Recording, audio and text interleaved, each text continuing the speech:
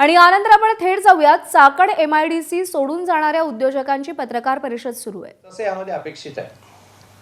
साधारणतः आम्ही डायरेक्ट आणि इनडायरेक्ट म्हणून 4-1,000 तरी एम्प्लॉईज ह्याच्यामुळे संकटात सापडतील अशी खरं तर शक्यता आहे. 1,000 कोटी रुपयांची उलाढाल आम्हा सर्व कंपन्यांची आहे. आणि हे सगळे जे काय आमचं सुरू आहे ते मागाशी म्हणालो तसं ह्याच्यातून आम्हाला गेली 2 वर्षे मी आता काही पेपर्स आणलेले आहेत. म्हणजे इतक्या सगळ्या खात्यांचा हा कारभार आहे चाकणमध्ये. त्यामुळे मी थेट चीफ मिनिस्टरना गेल्या 2 वर्षांमध्ये किमान 3 वेळेस पत्र पाठवले. ती पत्र मी इथे घेऊन आलो. म्हणजे असं नाही की आज काही घडलं आणि लगेच आम्ही हा निर्णय घेतो. तर ते पण तुम्हाला दाखवण्याची माझी इच्छा आहे.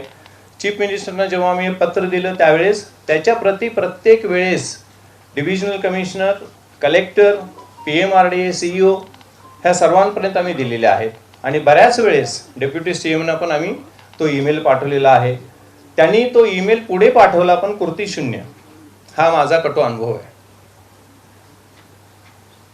अंतर्गत आणि मुख्य रस्ते जे आहेत त्यांची अवस्था जी आहे ती दयनीय आहे. बॉटलनेक्स प्रचंड होतात. MIDCचे रस्ते नक्कीच होत आहेत. त्यांनी चांगल्यापैकी केलेले पण आहेत. सातत्याने ते करताना दिसतात. पण मी म्हणालो तसं PMRDAचे पुढे जिथे रस्ते येतात त्या ठिकाणी दुरावस्था आहे. MSRDC सांगितलं जातं. आता आम्हाला खरं सांगू का, रस्ते कुणाचे आहेत, कुणाच्या अखत्यारीत हे कसं आम्हाला समजणार? अपेक्षा काय आहे?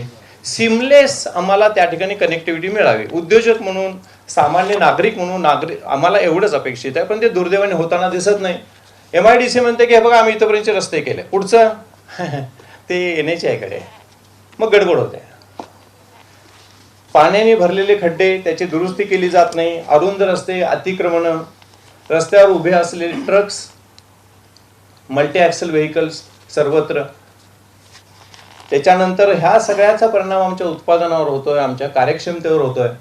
तुम्ही जर का बघाल तर आम्ही हा म्हणजे मांजराच्या गळ्यामध्ये आम्ही घंटा बांधली. तुम्ही समजू शकता ह्याचे काय परिणाम होऊ शकतात. तर तेव्हाही माझी विनंती आमच्या पाठीशी खंबीरपणे तुम्ही उभे राहा. कार्यक्षमता कमी झाली आणि त्यामुळे प्रचंड प्रमाणामध्ये उद्योजक पण ह्या ठिकाणी आता आलेले आहेत त्यांची व्यथा मांडायला. मल्टीनॅशनल कंपनीज पण आलेल्या आहेत. इथे कंपनी चालल्या त्यांना जर का बोलायची आपण संधी दिली नंतर तर ते झटक्यात 30-40 सेकंदात त्यांच्या व्यथा मांडतील. काही कंपन्या इथं आलेल्या आहेत. मी सांगतो ते म्हणतात की आम्ही शिफ्ट होणार ते आम्ही ते जाहीर करतो असं सांगणाऱ्या कंपनी इथे आहेत. मी आत्ता काही सांगू इच्छित नाही, त्यांना बोलू द्या. म्हणजे इथून आम्ही तमिळनाडूला जाऊ. इथपर्यंत ती कंपनी मल्टीनॅशनल कंपनी जी इथं आता आलेली आहे. सगळ्यात महत्वाचं ह्यामुळे आमच्या मागण्या काय आहेत तर भूमिपुत्रांना, इथल्या स्थानिकांना खरं तर वैद्यकीय आणीबाणी ज्याला म्हणतो मेडिकल इमर्जन्सीमुळे अक्षरशः बऱ्याच लोकांना हार्ट अटॅकमुळे जीव गमवावे लागलेले आहेत. ते कुणाला सांगू शकेल, बाकीचे बटवाल साहेब पण सांगू शकते. त्यांना जाताच येत नाही ट्रॅफिक कंडिशनमुळे.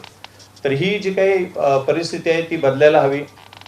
शाळा महाविद्यालयामध्ये जाणारी मुलं, त्यातली काही मुलं पण कदाचित ह्या ठिकाणी आता आले असतील, तर त्या मुलांना 2-2, 3-3 तास अडकून पडायला लागतं अशी परिस्थिती आहे.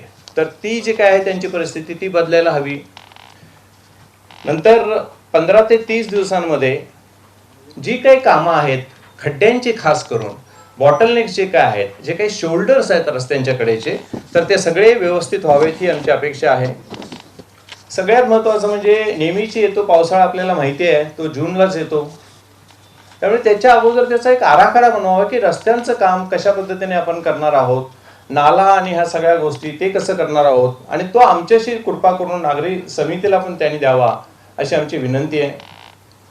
कोंडी होणाऱ्या ठिकाणी मी मगाशी म्हणालो तसं अतिक्रमण हटवायला पाहिजेत. सगळ्यात महत्त्वाच्या 3 गोष्टी आहेत ज्या मी ह्या ठिकाणी सांगू इच्छितो. त्यातली एक महत्त्वाची गोष्ट म्हणजे ट्रक टर्मिनल हा खरं तर आपल्याकडे MIDCच्या प्लॅनमध्ये नक्की असणार आहे.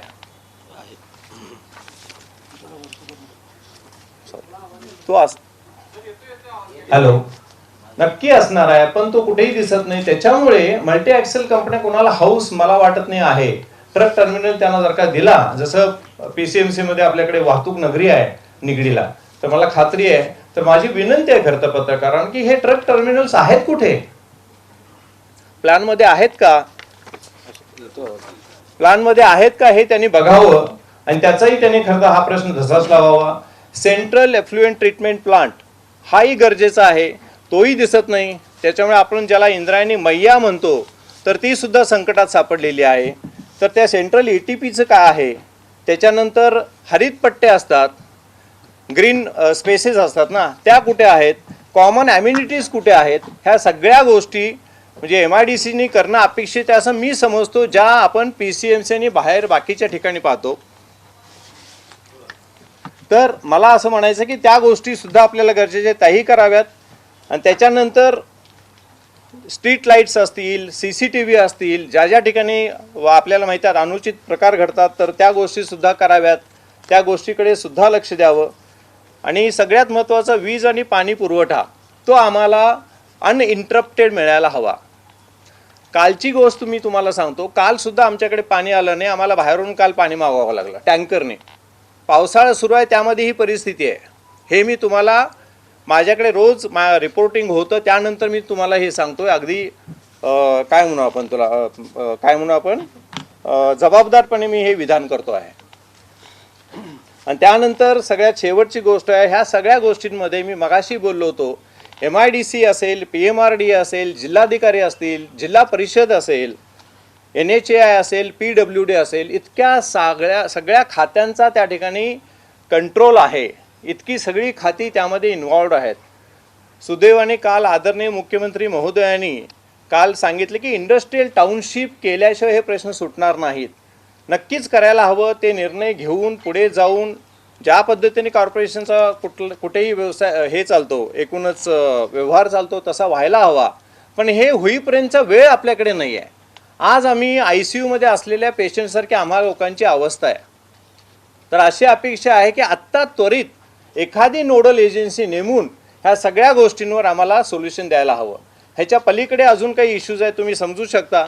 आपल्याला फक्त वाहतूक मुक्त होऊन चालणार नाही, एअर पोल्युशनचे इश्यूज आहेत, वॉटर पोल्युशनचे इश्यूज मी मगाशी म्हणालो. त्याच्या पलीकडे लोकांना चालण्यासाठी सुरक्षित फुटपाथ हवेत. तर कॉम्प्रिहेन्सिव्ह मोबिलिटी प्लॅन आम्ही बघितला PMRDAकडे आहे, तो त्याचा अंमलात आणणं वगैरे वेगळं आहे. पण माझं असं म्हणणं आहे की एक खरोखरच होलिस्टिक ॲप्रोचने चाकणचा परिसर हा राहण्यासाठी योग्य कसा करता येईल, सुरक्षित कसा करता येईल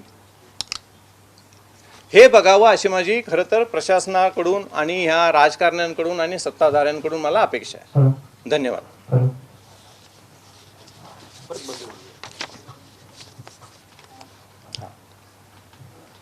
दॅट्स ऑल. हे सगळे मुद्दे मी आता जे काही हे केलेत ते मांडलेत, ते तुमच्याकडे जी प्रेस नोट आलेली आहे त्यामध्ये आहे. आणि सगळ्यात शेवटी मी म्हणालो तसं 3 वेळेस चीफ मिनिस्टर सरांना आणि बाकीच्या सगळ्याच लोकांना ईमेल्स पाठवून त्याची काहीच कृती झाली नाही. त्यामुळे आम्हाला सगळ्यांना, कारण आम्हाला कोणी वाली नाही असं वाटलं आणि त्याच्यामुळे आम्ही इथून उठून दुसरीकडे जायचा निर्णय घेतला. गुजरातमध्ये सुद्धा आम्ही जागा पाहिल्या आणि त्यानंतर शेवटी आम्ही ह्या सगळ्या गोष्टीतून आपल्याच इथे खंडाळा MIDC सातारा ह्या ठिकाणी जायचा आम्ही निर्णय घेतला.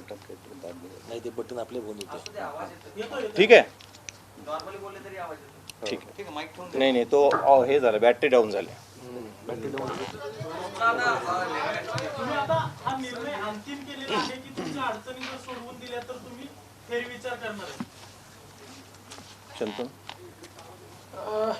जर का तुम्ही बघाल तर कुठेही उठून जाणं एवढं सहजासहजी शक्य नसतं.